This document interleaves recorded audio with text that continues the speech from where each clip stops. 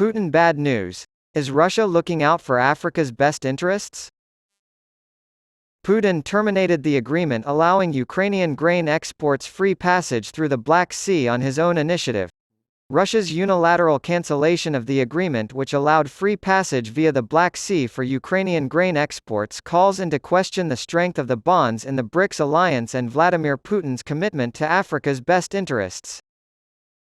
Because of their reliance on Ukraine, many African countries will suffer as a result of this decision. South Africa, along with other prospective African members, remains optimistic about the bloc's long-term prospects. These would-be BRICS members seem unconcerned by the fact that they are at the mercy of the two superpowers, Russia and China. Where is the faith now?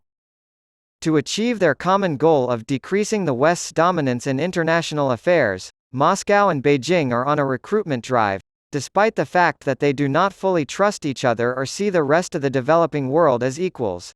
The anti-Western New World Order will be made or broken at the BRICS, Brazil, Russia, India, China, and South Africa summit next month.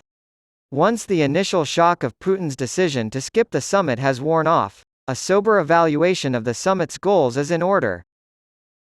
See also: Russia issues Black Sea risk alert after abandoning grain deal.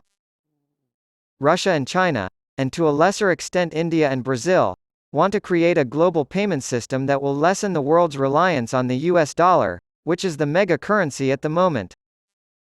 Already, China is in talks with Saudi Arabia to pay for oil in yuan rather than dollars, so the first steps have been taken in this direction.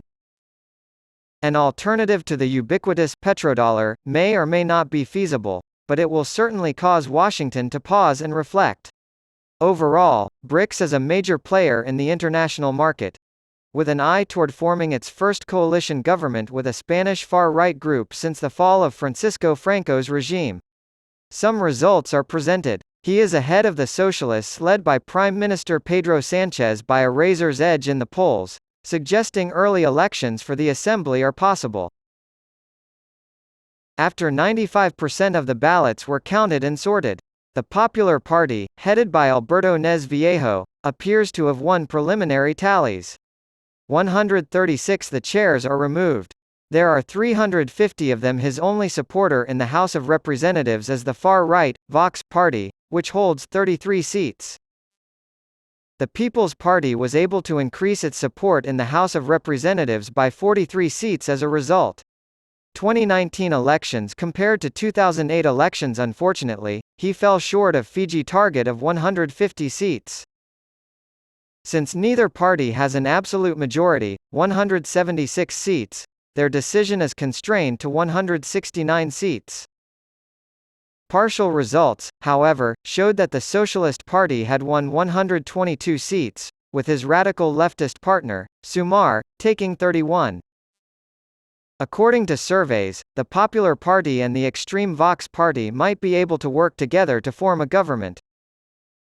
If this were to happen, it would be the first time the far right has been in control of Spain's government since the end of Franco's dictatorship almost 50 years ago. 1975 Polling results showed a 2.5% increase. At 4 o'clock page M. GMT, the 2019 election result was 53.12% against 56.85%. Voter turnout has dropped because fewer people are casting ballots in the afternoon.